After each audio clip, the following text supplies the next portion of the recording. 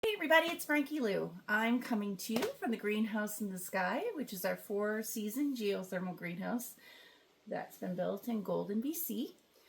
And we are in our 3rd month of planting here, so I thought it was time to give an August tour. We planted in May, and as you can see, things are doing really well. We're very pleased with how things have been going in here. And I just want to take you down and show you some of the things that we're implementing and give you some of our ideas as to why we think this is working so well. So let's go on down.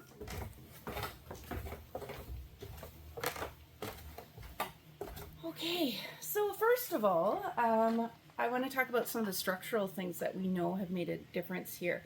If you look here, you'll see that we have built 2 garage doors into the design, and this has proved extremely valuable for allowing breeze through to go on in these hot days. I know that some folks who have built similar structures have had issues with it being too hot during the summer months.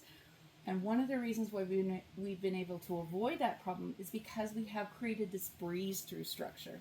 Now, come another month or two when the bears and the deer are coming into the area and are going to want to maraud in here, which they did in our high tunnel last year, these garage doors are going to also prove to be very helpful because it will be cool enough that we can close them and we won't have to worry about them coming in and eating our corn like they did last year. Now, another thing, come on over this way, that's been amazing. Okay, I want you to keep in mind that Golden has experienced quite a heat wave and also some drought conditions through this summer. It has never been too hot in here. We've had weeks of it being above 30 degrees, but if you look here, the geothermal elements of this greenhouse are what is making it really work well for us. We have air pumping up here right now from down below. There's about 4,000 feet of tubing going underground, and we've been consistently measuring the temperature of the air when we do turn the fans on to pump it up from below, and it's consistently 15 degrees. So for this time of the year, when it's too hot, that 15 degrees is miraculous. Still lots of mosquitoes in here though. It's been miraculous at keeping, between having the breeze through and this lovely cool air coming up, it's been perfect for our plants. As you can see, everything is really thriving in here. I've been so pleased. I can't tell you how many times I live in a zone 3 area that I've attempted to grow squash. I've always had that first frost hit before my winter squash can truly move on. So I've usually only focused on very short season squash in the past. But now they're loving it because this nice consistent temperature that it's getting. We usually try to keep it in the 25, 27 degree range in here, which is perfect for these guys. And it's been very easy to do between having this geothermal air coming up and also these doors opening on either side. If we look up this way, you'll see that there's another floor that's built on top. So if you look up here to this top floor, there are also some windows, which we can't see from this point of view, where we are releasing more of that excess heat that does rise. Don't worry, once we have worked out all the kinks and done a full season of growing, we will share a whole lot more about the structure and how this building was designed, because it is quite remarkable. I'm very, very fortunate that I get to hang out in here all the time. But let me talk about some of the stuff that I'm a little bit more keyed in on, which is our planting strategies that we've done in here.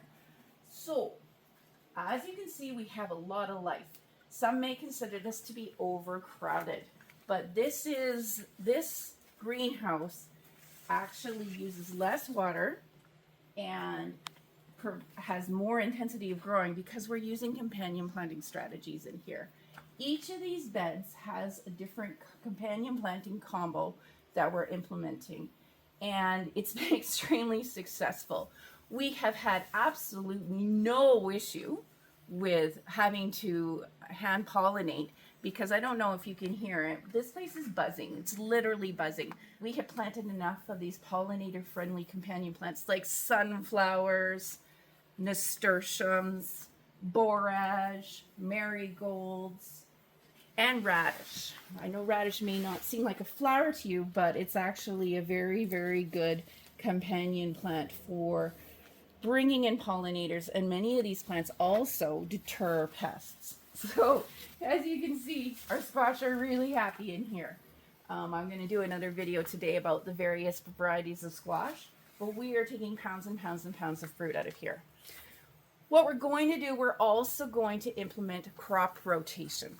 This bed here is our cold-loving crops. So we've got members of the Swiss Charge family and brassicas, and we are right now at the process. This bed we've been eating tons off of, and we're actually at the point right now where we're starting to let some of this stuff go to seed, because we do want to be able to save seed from this delicious broccolini, which was so successful in here. We ate tons of meals off of here. We ate both the little flower heads and the leaves. The leaves are edible and actually probably better for you than the actual flower heads are. We've got orache going in here. Our wonderful sunflowers are definitely bringing the pollinators. We also have carrots and beets and various Swiss chards growing in here. This bed is almost done. This bed is one of your more traditional companion plant combos that you may have heard of many times before. This is sort of a three sisters bed. We have corn growing up through the middle here, which is helping to provide structure for the squash to climb up. As you can see, we focused a heck of a lot on vertical growing in here. Thank goodness, because even as it is, I'm constantly getting smacked in the head by one of these wonderful plants that's hanging down. But if this was on the ground, we could not get anywhere near the amount of produce that we're getting out of here. By allowing it to grow up, we're getting far more out of here. So it's got squash, corn, we've got beans growing in here, and as I mentioned earlier, the radish. Because the radish is bringing in the pollinators. It's warding off some of the, like the squash borer bug. They don't like this plant, so they're staying away. And I'm also getting a lot of food out of this myself with these wonderful little radish pods. Okay, let's go over to another bed here. Look at these guys. All right, this one is also nearing, oh, I should say before we leave this squash bed here, because we're not going to experience a frost in here, because we are going to be able to keep it at a comfortable temperature, this bed, we're going to see how long we can make it go, right? The squash seems to just keep pumping and pumping out. So we're going to leave this bed and not tear it down until it looks like the squash are ready to be done. This bed here is our potato, corn, and bean bed. It also has been doing phenomenally, but this bed is also almost done. We've been eating potatoes out of here consistently. We planted determinate varieties in here, and as you can see, they're starting to droop down and die, and every plant is providing us with at least a whole meal worth of potatoes.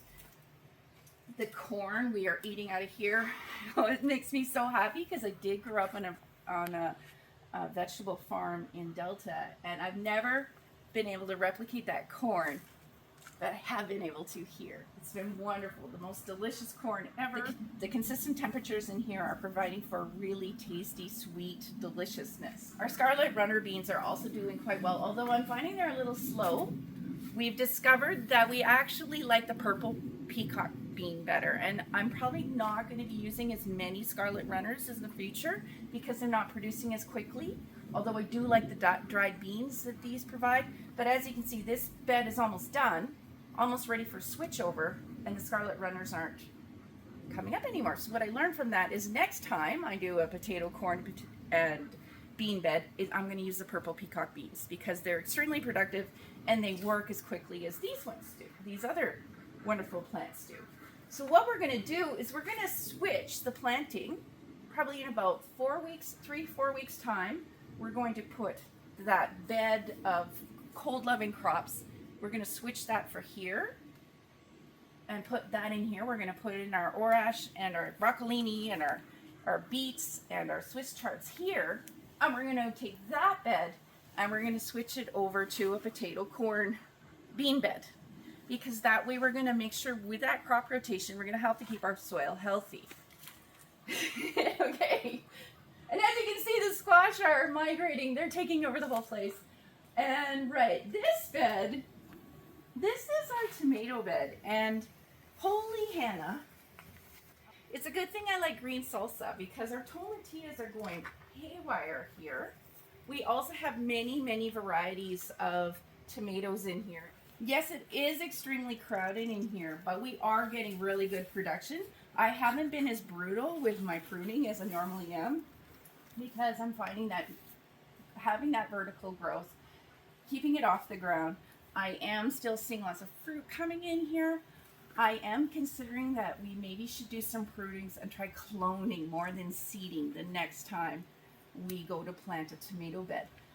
We want to leave this as long as we can because these are all indeterminate tomatoes that we're growing in here, which technically can just keep going and going and going.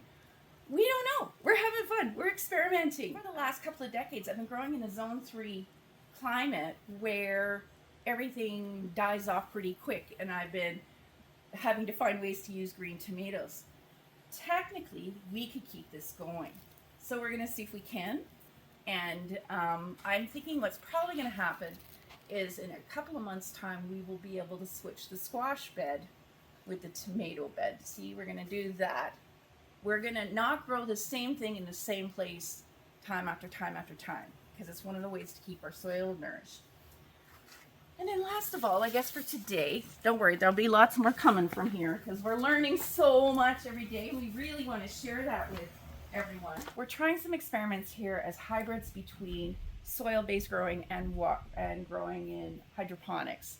We're going to do lots of experiments. We also want to do aquaponics eventually. The whole point of this greenhouse is to learn and share information. We're definitely already learning a lot here. I hope that was helpful. We'll be coming back to you with more updates as our growing seasons continue. I hope you'll ask lots of questions because that's what we're here for. And as always, I hope you'll take this chance to grow together today. Have a good one.